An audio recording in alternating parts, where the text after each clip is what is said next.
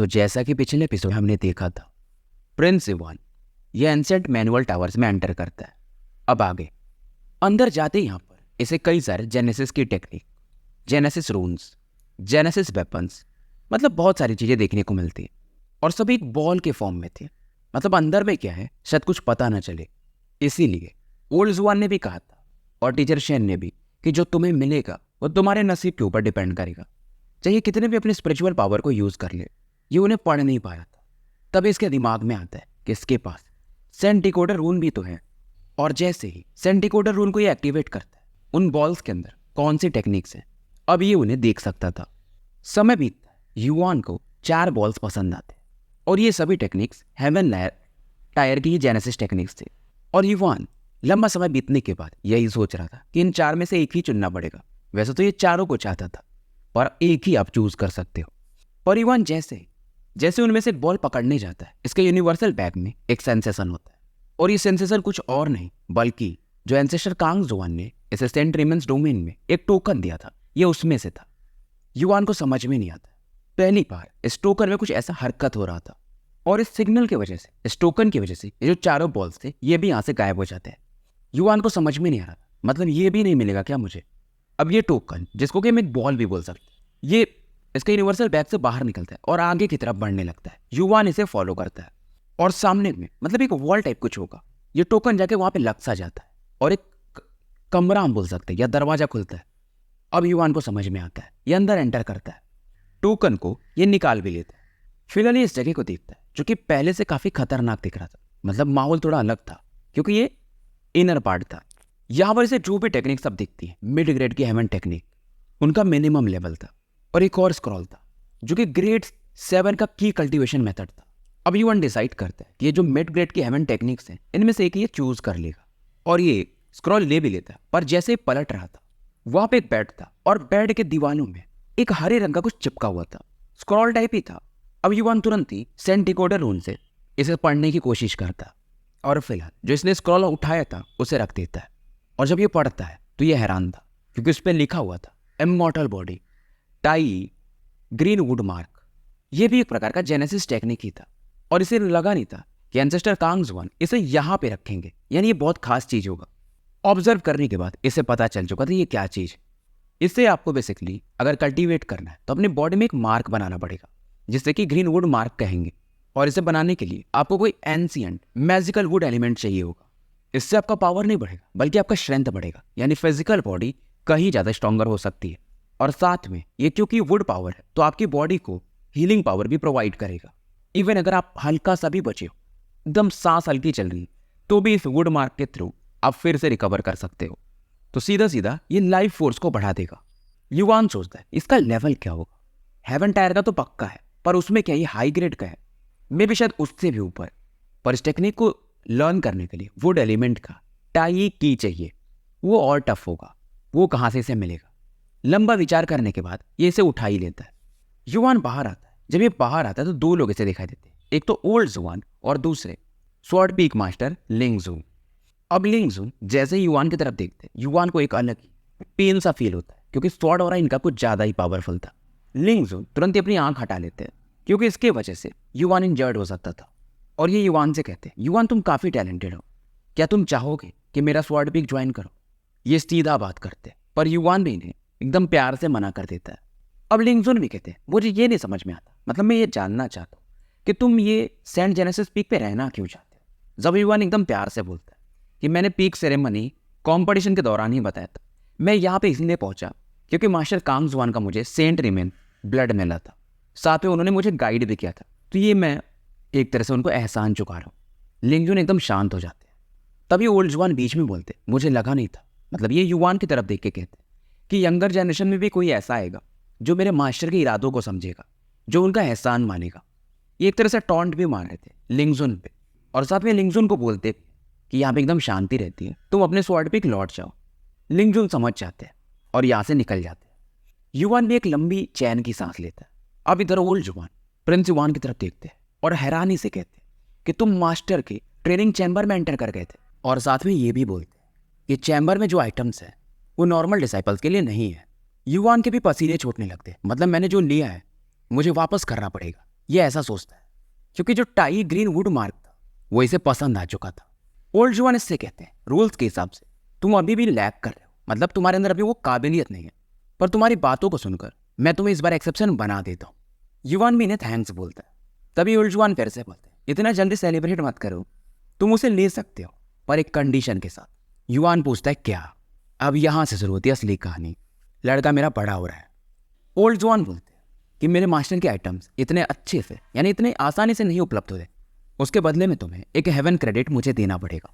Haven credit पहली बार युवान ने सुना रहता है। ये इनसे पूछता है ये क्या चीज़ है। ओल्ड जुआन एक्सप्लेन करते हैं बेसिकली कांगजुआन सेक्ट में आपको मिशंस मिलते हैं और ये 3 भागों में बांटे गए, हेवन लेवल, अर्थ लेवल और ह्यूमन लेवल के मिशंस। सबसे जो टफ होता है वो हेवन लेवल का मिशन होता है और मिशन पूरा होने के बाद ही बंदा हेवन क्रेडिट हासिल कर पाता है। और अगर कोई चाहे तो मतलब अगर मिशन पूरा कर लिया और हॉल ने उन्हें हेवन क्रेडिट दे दिया तो इस हेवन क्रेडिट के बदले में वो इसे एक्सचेंज करके हेवन लेवल के टेक्निक्स भी हासिल कर सकते हैं। और युवान ये सोच रहा था ये पर्पल सेस डिसाइपल तो बन गया पर आज तक इसने एक मिशन कंप्लीट नहीं किया है, ह्यूमन लेवल का ही नहीं किया है, तो हेवन लेवल की बात ही छोड़ दो। अब ओल्ड जुआन बोलते हैं ठीक है तुम्हारे पास नहीं है पर तुम्हें फ्यूचर में देना पड़ेगा। और ये बोलते 3 महीने का मैं तुम्हें समय देता हूँ। हालांकि इस आइटम को तुम अपने पास रख सकते हो पर 3 महीने तक तुम्हें मुझे वो लाके देना पड़ेगा, वो हेवन क्रेडिट। युवान पहले ये सोचता है कि 3 महीनों में तो शायद मैं ये ग्रीनवुड मार्क मास्टर कर लूंगा, क्या ही जरूरत है फिर इन्हें हेवन क्रेडिट देने की। पर ओल्ड जुआन ये काफ़ी एक्सपीरियंस बंदे थे, ये सीधा बोलते हैं तुम जो सोच रहे हो मैं वो समझ रहा हूँ, अगर तुम इसे मास्टर भी कर लिए तो मेरे पास तरीका है, मैं ये औरत तुमसे निकाल सकता हूँ। युवान के पसीने छूट जाते और ओल्ड जुआन स्माइल कर रहे थे। ये फिर से पूछते हैं क्या तुम्हें सेटिस्फैक्शन नहीं है मैंने जो तुम्हें अभी ऑफर दिया? युवान लंबा विचार करता है और मान जाता है। युवान भी अब टेंशन में था, ये यहाँ से लौट चुका था। युवान के जाने के बाद ओल्ड जुआन फिर से बोलते हैं कि इस बच्चे के अंदर एक फैमिलियर हो रहा है, लेकिन ये अभी काफ़ी वीक है, लेकिन ये टैलेंटेड है, उम्मीद है ये मुझे निराश नहीं करेगा। युवान केव में वापस आ चुका था और याओ याओ इससे पूछती है कि क्या बात है, क्योंकि ये काफ़ी टेंशन में दिख रहा था और जो ओल्ड जुआन के साथ हुआ था ये पूरा एक्सप्लेन कर देता है। याओ याओ भी हैरान थे कि हेवन लेवल का क्रेडिट। फिलहाल ये कहती वो तो ठीक है, अब मुझे तो ग्रीनवुड मार्क दिखाओ। युवान इसे देता है और जब ये देखती है तो ये हैरान थी कि ये टेक्निक सही है, तुम इसे मास्टर कर लो। हालांकि इसके बदले में हेवन क्रेडिट वो भी काफ़ी कठिन काम ही है, क्योंकि जो हेवन लेवल के टास्क होते हैं वो बहुत कम ही आते हैं, साल भर में एक आध ही आ जाते हैं। और याओ याओ इसे बताती है कि स्टैन वांजिन को काम पे लगा दो, वो पक्का कहीं ना कहीं से इन्फॉर्मेशन ला के दे ही देगा। और ये युवान को बोलते हैं कि तुम्हारे पास जेनेसिस स्टार पील है तो जा करके अल्फा 4th लेयर में ब्रेक थ्रू की कोशिश करो। समय बीतता है और 5 दिन निकल जाते हैं। युवान लगातार कल्टीवेशन में था, इसके जेनेसिस की ऑरा काफ़ी तेजी से बढ़ती है और 5 दिन पूरी प्रिपरेशन करने के बाद यानी बॉडी को मेंटेन करने के बाद ये जेनेसिस स्टार पिल इसे एब्जॉर्ब करने लगता है। और ये सोच रहा था कि इसका की डेवलिंग कितना पड़ेगा, यानी कितने स्टार्स बनेंगे। पहले शायद 700 थे 3 स्टार्स पे, अभी कितने बनेंगे ये यही सोच रहा था। युवान की ऑरा अब ये धीरे धीरे बढ़ रही थी, पर अचानक से ये कुछ और हो रहा, यानी इसकी हथेली में वो जो ड्रैगन रिजेंटमेंट पॉइजन था उसे भी फील करता है कि फाइनली ये जाग चुका है। याओ याओ जो कि गार्डन में थी और फ्लावर्स को पानी दे रही थी, ये भी अचानक से कुछ फील करती है और केव की तरफ देखती है, मतलब कुछ तो अब गड़बड़ है। ये समझ चुके थे कि ड्रैगन रिजेंटमेंट पॉइजन फिर से उसके बॉडी से बाहर आ रहा है। इधर ही युवान इसका कल्टीवेशन पूरा हो चुका था और ये अल्फा के 4th लेयर में एंटर तो कर जाता है, पर वो ड्रैगन रिजेंटमेंट पॉइजन अब वो भी रिलीज होना शुरू हो जाता है। हालांकि जेनेसिस के स्टार्स इसके की डेवलिंग में 1200 पहुंच चुके थे। अब ये खुश हो या निराश, क्योंकि इधर ये तो पावर लेवल तो बढ़ा लिया पर साथ में ड्रैगन रिजेंटमेंट पॉइजन ये भी एक्टिवेट हो चुका था और धीरे धीरे इसकी पूरी बॉडी पे फैलने लगता है। युवान ट्राई करता है कि इसे सप्रेस कर पाए, क्योंकि पहले से अब ये बच्चा तो है नहीं कितना कमजोर है, पर फिर भी ड्रैगन रिजेंटमेंट पॉइजन ये काफी पावरफुल था और युवान अलग ही लेवल का एक पेन फील करता है। ड्रैगन रिजेंटमेंट पॉइजन मतलब एक ड्रैगन ही था पर वीक ड्रैगन हो चुका था। युवान के ऑरा को डिवोर करने की कोशिश करता है। युवान इसमें एकदम जमीन पे गिर जाता है, दांत को पीस रहा था और कैसे भी करके जेनेसिस की से इस पॉइजन को सप्रेस करने को देख रहा था। और समय के साथ बस यही ग्रो नहीं हुआ था, बल्कि ड्रैगन रिजेंटमेंट पॉइजन ये और भी ज्यादा पावरफुल होते जा रहा था। इधर याओ याओ ये भी फाइनली यहाँ पे आ जाती है। युवान इस समय काफी वीक दिख रहा था, थोड़ा शायद और लेट होता तो मे भी पॉइजन इसे निगल ही जाता। युवान अब इसका जो दिमाग भी था मानो इसके काबू में न हो, पर याओ याओ की आवाज सुनकर ये थोड़ा सा शांत होता। इसकी पूरी बॉडी खून और पसीने से एकदम सनी हुई थी और दर्द के मारे ये याओ याओ को एकदम हग करने लगता। मतलब बैठे बैठे अगर युवान अभी पेन में नहीं होता तो शायद याओ याओ इसे चमाट भी लगाती थी, पर फिलहाल ये कुछ करती नहीं। और दूसरा चीज ये कि याओ याओ के कपड़े गंदे हो रहे थे और ये काफ़ी ज़्यादा सफाई पसंद लड़की थी। याओ याओ फिलहाल अपनी ऑरा से युवान को एक मैसेज भेजती है कि दिमाग को शांत करो, एंसेस्ट्रल ड्रैगन स्क्रिप्चर यूज़ करो। युवान भी अब ओमनी पाइथन की को यूज़ करने लगता है और धीरे धीरे वो जो ड्रैगन रिजेंटमेंट पॉइजन था थोड़ा सप्रेस होता है और साथ में याओ याओ टुनटुन को बुलाती है। इसके दिमाग में एक प्लान आ चुका था, क्योंकि अगर ड्रैगन रिजेंटमेंट पॉइजन को सप्रेस करना है तो इसी के लेवल का कोई पावरफुल ब्लड चाहिए और ये टुनटुन का था। टुनटुन चाहता नहीं था, क्योंकि यार ब्लड देगा तो ये अपना टुनटुन भी कमज़ोर हो जाता था, पर इसे मानना पड़ता है। और याओ याओ इसे कहती भी है, टेंशन मत लो, युवान जब ठीक हो जाएगा तो तुम्हें जेनेसिस बीस्ट फूड अच्छे लेवल के खिलाएगा। हालांकि टुनटुन की आंखों में आंसू थे, क्योंकि ब्लड दे रहा है भाई, पर ये देता है और जाके जमीन पे एक जगह पड़ जाता है और ये भी काफ़ी वीक हो चुका था। याओ याओ इसे फिर से कहती, टेंशन मत लो, फ्यूचर में युवान तुम्हें कॉम्पनसेट तो जरूर करेगा। अब ये युवान ब्रश निकालती है इसका वाला और कुछ अलग ही लेवल के पैटर्न्स बनाती है। ये एक सीलिंग टेक्निक था, इसमें ये टुनटुन के ब्लड को भी यूज करती है। फाइनली ये रिजेंटमेंट पॉइजन ये सप्रेस हो चुका था। युवान ये फाइनली कहता है कि ड्रैगन रिजेंटमेंट पॉइजन ये कहाँ पर गया, क्योंकि इसे कुछ पता ही नहीं रहता है। अब इसके पाम पर वो पॉइजन फिर से वहीं पहुंच गया था, पर उसके आसपास एक पैटर्न बना हुआ था और उस पैटर्न के बीच में, यानी पैटर्न एक तरह से पिंजरा था, ड्रैगन रिजेंटमेंट पॉइजन फंसा हुआ था। याओ याओ इसे बताती है कि मैंने इसे टेम्पोरली सप्रेस कर दिया है। युवान देखता है, क्योंकि याओ याओ के कपड़े पर भी इसका ब्लड लगा हुआ था और टुनटुन वहीं जमीन पे ऐसा पड़ा हुआ था। ये समझ जाता है कि क्या हुआ होगा और याओ याओ भी थोड़ी वीक दिख रही थी। पहले याओ याओ को थैंक्स बोलता है और टुनटुन की तरफ भी ये ग्रेटफुल नज़रों से देखता है। फिलहाल याओ याओ इसे बताती है कि जब तुमने वो हुआंग से अपना ड्रैगन ब्लेसिंग्स हासिल किया था, आधा ही सही, और उसका ज़्यादा हिस्सा इस ड्रैगन रिजेंटमेंट पॉइजन ने हासिल कर लिया, तो तुमसे ज़्यादा स्ट्रॉन्गर ये होते जा रहा है। और अगर तुम्हें इसे कंप्लीटली सबड्यू कराना है, यानी ये तुम्हारे अंडर में आ जाए, तुम इसके पावर्स को ले सको, तो तुम्हें एंसेस्ट्रल ड्रैगन स्क्रिप्चर के 3rd लेवल उस पर एंटर करना पड़ेगा। यानी कि जब इसका जेनेसिस की ग्रेड 9 का हो जाएगा तब जाके ये कुछ कर पाएगा। और ये बोलती है ये काफ़ी जल्दी हो जाएगा कि तुम इसे सबड्यू कर पाओ, क्योंकि लेवल 9 पे पहुंचना मतलब तुम वैसे भी काफ़ी पावरफुल बन जाओगे। तो फिलहाल तुम्हें इसे सप्रेस करना पड़ेगा और इसके पावर को धीरे धीरे यूज़ करना पड़ेगा। और एक टेक्निक था, एक जेनेसिस बाउंड्री था, ये तो अभी टेम्प्रोरी इसने बनाया, ये एक एडवांस लेवल का जो कि हमेशा के लिए इसे सप्रेस कर सकता है, ग्रेट ड्रैगन सबडूइंग बाउंड्री। और इसे बनाने के लिए कुछ रेयर इंग्रेडिएंट्स लगते हैं। फिलहाल याओ याओ ये सब बताने के बाद अपने कपड़ों पर देखती है और थोड़ा निराश होती है। युवान तुरंत ही कहता है, अगर आप कहो तो मैं इन्हें आपके लिए धो दूंगा। याओ याओ आगे आती है और तुरंत ही इसके कान को मोड़ देती है और कहती भी है कि लगता है तुम्हें और सफ़र करने देना था, तुम थोड़े बदमाश होते जा रहे हो। याओ याओ फिलहाल यहाँ से निकल जाती है, यानी अपने कमरे में चली जाती है और युवान मन ही मन इसे फिर से थैंक्स बोलता है, क्योंकि अगर ये नहीं होती तो शायद आज ये मारा ही जाता। और जाने से पहले इसे बता के जाती है कि सेन वांजिन तुम्हारा बाहर वेट कर रहा है। सेन वांजिन की एंट्री होती है और फिलहाल इनका डिस्कशन होता है, जैसा कि इनकी बात भी थी हेवन लेवल के मिशन के लिए। और वांजिन बताता है कि मुझे काफ़ी मेहनत करना पड़ा पर एक मिशन मिल गया। अब ये उसके डिटेल्स बताता है। टास्क क्या है वो हमें नहीं पता, पर मिशन के लिए लोग मतलब बेसिकली 2 कैप्टन अनाउंस हो चुके हैं। अब युवान पूछता है कि कौन है ये लोग। अब ये बताता है कि कैप्टन ली किंग चान है और वाइस कैप्टन जाओ जू, यानी दोनों चोजन वंस। ली किंग चान इससे इसका रिलेशन फिर भी ठीक ठाक था, पर जाओ जू ये स्वॉर्ड बीक का बंदा है। ये वही है जो प्रिंस युवान को सप्रेस करना चाहता है। और इस मिशन में टोटल 10 लोग जाने वाले हैं, तो 2 लोग तो यही हो गए, 8 सीटें और हैं। और जो बाकी मेंबर्स होंगे इन्हें यही दोनों लोग चूज करने वाले हैं। मिशन इतना टफ है कि आप ये सोच के देखो कि जू यान भी इसमें क्वालिफाइड नहीं है, तो प्रिंस युवान को ये लोग लेंगे ही नहीं। और वांजिन भी यहाँ पर प्रिंस युवान के लिए टेंशन में था कि क्या आप सच में इस मिशन में पार्टिसिपेट करने वाले हो। युवान हाँ में सर हिलाता है और फिर कुछ सोचने लगता है। ये दोनों बातें कर रहे थे, तभी बीच में याओ याओ आती है कि अगर तुम जाना चाहते हो तो इम्पॉसिबल नहीं। अब युवान फिर से याओ याओ की तरफ देखता है। इसने नहा लिया था, नए कपड़े पहन लिए थे। वांजिन भी इनकी तरफ देखता है और इसे ग्रीट करता है। इधर युवान पूछता है, तो आपके पास कोई सॉल्यूशन है? याओ याओ स्माइल करती है कि ली किंग चान है ना कैप्टन, कुछ समय पहले मैंने उससे बेट लगाया था और मैं जीत चुकी हूँ और उसने रीपे भी नहीं किया है। युवान को समझ में नहीं आता। याओ याओ इधर वांजिन से बोलती है कि स्नो लोटस पीक चले जाना और ली किंग चान को बोल देना यहाँ पर आने के लिए। वांजिन खुश हो जाता है कि बॉस सिस्टर आपका एक अलग ही स्वैग है, क्योंकि ली किंग चान को कोई बुला ही नहीं सकता।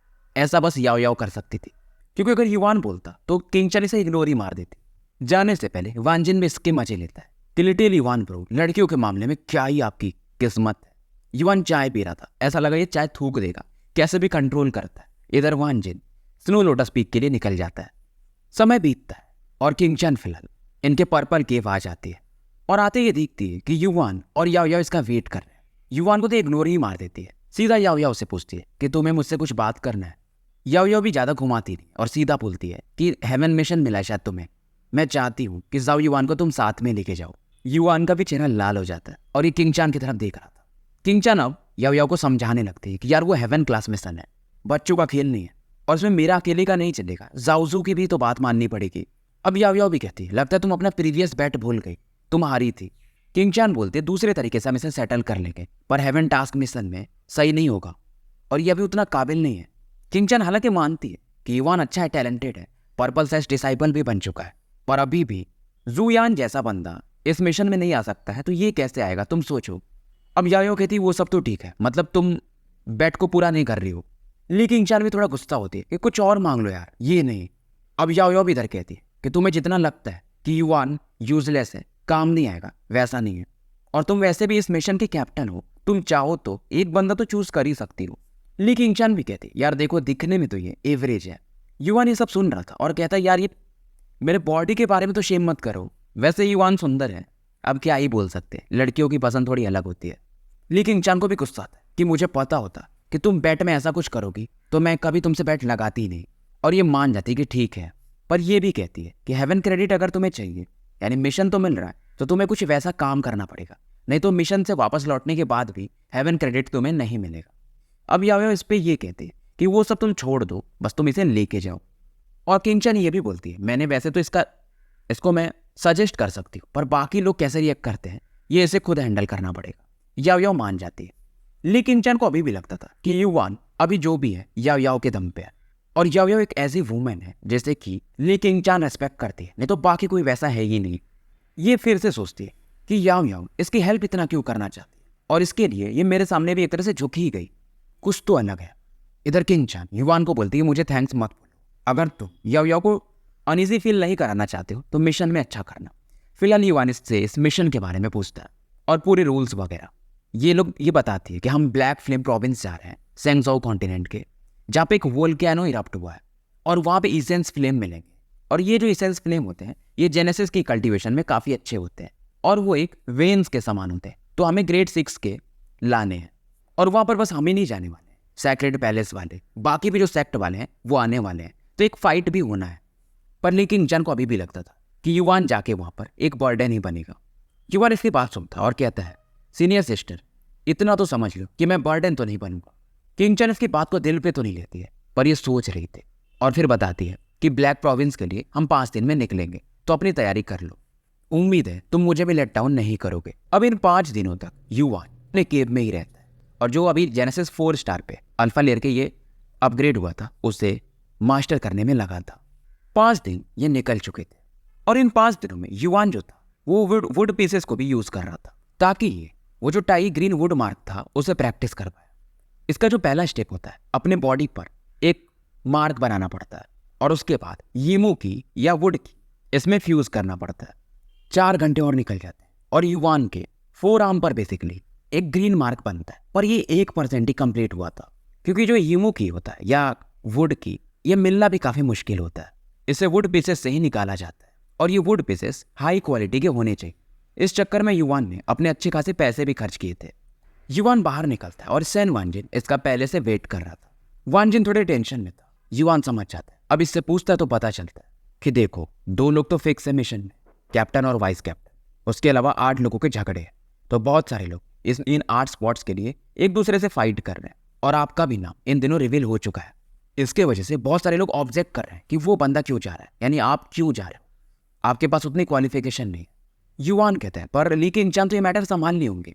वानजिन बताता है उन्होंने ट्राई किया, पर जो वाइस कैप्टन है ना जाओजू, वो भी इसमें विरोध कर रहा है, तो वो अकेले पड़ जा रही है।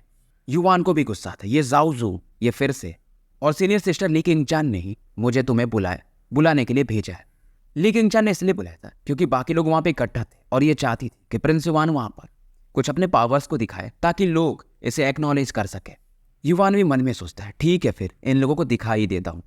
मिशन हॉल की तरफ ये बढ़ता है, और यहाँ पर पहले से बाकी लोग इकट्ठा थे, और बहुत सारे लोग यही डिस्कस कर रहे थे कि जाओ युवान टैलेंटेड है नो डाउट, पर अभी भी उसके पास उतना एक्सपीरियंस नहीं है, आज तक उसने एक भी मिशन पूरा नहीं किया, वो कैसे जा सकता है। कुछ लोग ये कहते हैं कहीं हमारी सीनियर सिस्टर ली किंग चैन उसे पसंद तो नहीं करने लगी, उसके अंदर क्या स्पेशल है। फिर ये खुद को शांत करते हैं कि ऐसा हो ही नहीं सकता। फिलहाल 10 लोगों को दिखाया जाता है जो कि एक रूम में ही बैठे हुए थे, जैसे कि ली किंग चैन, जाओजू वगैरह। और जाओजू इस समय ली किंग चैन को समझा रहा था कि मैं भी वाइस कैप्टन हूँ और आपको भी पता है हम टीम की बात करें तो युवान वीक है, फालतू में हमारा एक बंदा हैवी कमजोर पड़ जाएगा। और यहाँ पर एक बंदा और था किन हाई करके, ये ज्यादा ही विरोध कर रहा था। ये भी स्वॉर्ड भी का ही बंदा था। अब ली किंग चैन गुस्से में कहती टेंशन मत लो किन हाई, युवान अगर नहीं भी कर पाया तो मैं मैनेज कर लूंगी और तुम्हें मेरे पावर पे तो भरोसा है। किन हाई शांत हो जाता है पर बीच में जाओजू बोलता है कि सीनियर सिस्टर ली पर हम लोग 10 है, कहने का मतलब अगर 10वां युवान रहेगा तो एक तरह से बर्डन बनेगा। वो वांगले भी करके एक बंदा था, वो भी सेम चीज बोल रहा था और ये भी बेसिकली स्वॉर्ड भी का ही बंदा था। अब इनके बहस को देखकर एक लड़की बाई ली करके थी जो कि काले कपड़ों में थी, वो इन दोनों को शांत कराने को देखती है। ये होंगिया पीक की थी और काफी पावरफुल थे। जाओजू बोलता है कि बाई ली देखो मेरा रीजन जेन्युइन है, मैं नहीं चाहता कि मिशन एक बर्डन बन जाए। और जाओजू ये कहता है मेरे हिसाब से सीनियर सिस्टर ली ने किसी को तो भेजा है उस युवान को बुलाने के लिए, पर अभी तक वो आया नहीं। आधा दिन से हम वेट कर रहे हैं, कहीं वो खुद तो मतलब ऐसा डर तो नहीं रहा है कि आ ही नहीं रहा है। हालांकि बाई ली एक लड़की थी और ली किंग चैन को ही सपोर्ट करती थी, पर ये भी क्या ही करे। ली किंग चैन को भी गुस्सा आ रहा था, ये जैसे कुछ बोलने वाली थी तभी अचानक से रूम में एक बंदा एंटर करता है और कहता है माफ करना मैं थोड़ा सा ट्रेनिंग में बिजी था इसलिए समय का अंदाजा नहीं लगा। और आते ही बोलता है कि जाओजू यानी सीनियर ब्रदर मैं आपको कैसे कन्विंस कर सकता हूँ कि मैं टीम पर बर्डन नहीं बनूंगा, आप बस बताओ मैं फुलफिल कर दूंगा। जाओजू जो था इसके चेहरे पर एक जख्म भी था, मतलब पुराने कोई चोट वगैरह लगा होगा किसी मिशन के दौरान। ये युवान की तरफ देखता है और बाकी भी डिसाइपल्स युवान की तरफ देखते हैं कि इसे ये मौका मिल क्यों रहा है। युवान समझ गया था जब बाकी लोग इसे ऐसे दिख रहे हैं तो ली किंग चैन पर कितना प्रेशर होगा। पर जाओजू खुश होता है कि तुम्हारे अंदर दिमाग तो है, मिशन काफी इंपॉर्टेंट है। और जाओजू ज्ञान देता है कि तुम्हें खुद मिशन से बैक ऑफ कर लेना चाहिए। पर युवान हंसने लगता है कि आप बस अपने कंडीशंस बताओ। जाओजू का चेहरा बन जाता है और ये वांगली की तरफ इशारा करते हैं। वांगली आगे आता है और गुस्से में कहता है कि तुम जू यान से मतलब वो मैच जीत करके तुम ये सोचते हो कि तुम हमसे कम्पीट कर सकते हो और हेवन मिशन में भाग ले सकते हो। अब युवान भी कहता है कैसे कन्विंस हो गए आप, क्या मुझे आपको हराना पड़ेगा। ये बात काफी बड़ा था और वांगली हंसने लगता है कि तुम सच में काफी एरोगेंट हो। वांगली कहता है वैसे तो तुम मेरे जूनियर ब्रदर हो और मैं तुम्हारा एडवांटेज लेना नहीं चाहूंगा। अगर तुम मेरा एक अटैक हैंडल कर लिए तो मैं मान लूंगा कि तुम्हारे अंदर काबिलियत है, नहीं तो फिर यहां से निकल जाना। युवान मान जाता है। ली किंग चैन ये देखती तो है पर इसे युवान में उतना कॉन्फिडेंस नहीं था। बाकी लोग जो बाहर में खड़े थे वो भी तैयार थे इस बैटल को देखने के लिए। इधर बाइली को दिखाया जाता है जो कि ली किंग चैन से बोलती है कि वांगली काफी दिमाग वाला बंदा है, इसने कुछ लंबा प्लान किया होगा अगर ये एक अटैक में युवान को टेस्ट करना चाहता है तो। पर ली किंग चैन इतना जानती थी कि युवान ये दिमाग से हमेशा काम लेता है, इससे मालूम होगा कि वांगली कितना पावरफुल है और अगर ये इतना भी नहीं कर पाया तो हेवन मिशन में सच में इसे जाना नहीं चाहिए। अब वांगली की बॉडी से मैजेस्टिक ऑरा बाहर निकलती है। पावर से देखिए ये समझ गए थे कि ये जू यान से ज्यादा पावरफुल है। और वांगली कहता भी क्योंकि ये एक ही अटैक में मुझे सेटल करना है तो मैं अपने पूरे पावर रिलीज करने वाला हूँ। और एक पाम अटैक बनाता है और ये जो अटैक था इसे कहते हैं स्वॉर्ड कॉमेट पीक का लाइटनिंग स्वॉर्ड पाम। इसमें लाइटनिंग ऑरा भी चमक रही थी और एक पावरफुल अटैक प्रिंस युवान की तरफ पड़ता है। और ये अटैक इतना फियर्स है कि शायद एक अल्फा 7 स्टार का भी बंदा शायद इसे संभाल ना पाए। और अब लोगों को समझ में आता कि ये सीधा अपना सबसे पावरफुल टेक्निक में से यूज कर रहा है। ली किंग चैन इसका भी चेहरा थोड़ा इंटेंस हो जाता है और ये युवान की तरफ देखती है, साथ में जाओजू की तरफ। मतलब ये लोग पहले से प्लान करके बैठे थे कि युवान को कैसे बाहर निकालना है। जाओजू भी कहता है इस दौरान सीनियर सिस्टर ली अगर ये अटैक नहीं संभाल पाएगा वहां पे हमें सैक्रेड पैलेस वाले मिलने वाले और बाकी लोग तो आप समझ रही हो ना। युवान इस अटैक को देखता है और ये भी अपने ऑरा को रिलीज करता है यानी ओमनी पाइथन की को। और पलक झपकते ओमनी पाइथन की से ये गोल्डन बेल का शेप बना देता है यानी अपने पूरे बॉडी को कवर कर लेता है। और इसमें इसने अपने जो जेनेसिस की में 1200 स्टार्स थे ये पूरे पावर को यूज करता है। इसे कहते हैं ओमनी पाइथन की mystical python great golden bell. अब ये पाम अटैक उस बेल से आके टकराता है और एक खतरनाक लेवल का एक्सप्लोजन चारों तरफ फैल जाता है। धीरे धीरे धूल वगैरह शांत होते हैं। लोगों को तो यही लग रहा था कि युवान निपट गया होगा या एटलीस्ट सीरियसली इंजर्ड तो होगा ही। सभी की नजरें वहीं पे फिक्स थी और वांगली हंस रहा था कि ये लड़का सच में मूर्ख है, ये मेरे अटैक को हेड ऑन लेना चाहता है। पर जैसे धूल शांत होता है सभी लोग एकदम अवाक रह जाते। जाओजू इसकी आंखें खुली की खुली रह जाती। वहां पे एक बंदा खड़ा था, एकदम सही था, कुछ फर्क ही नहीं पड़ा था। और गोल्डन बेल ये अभी भी पहले जैसा ही था, मतलब टूटा ही नहीं था। मानो अंबुजा सीमेंट से बना हो। इवन ली किंग चान हो या जाओ जू, इन्हें समझ में आता है यार इसका डिफेंस सच में काफी स्ट्रॉन्ग है।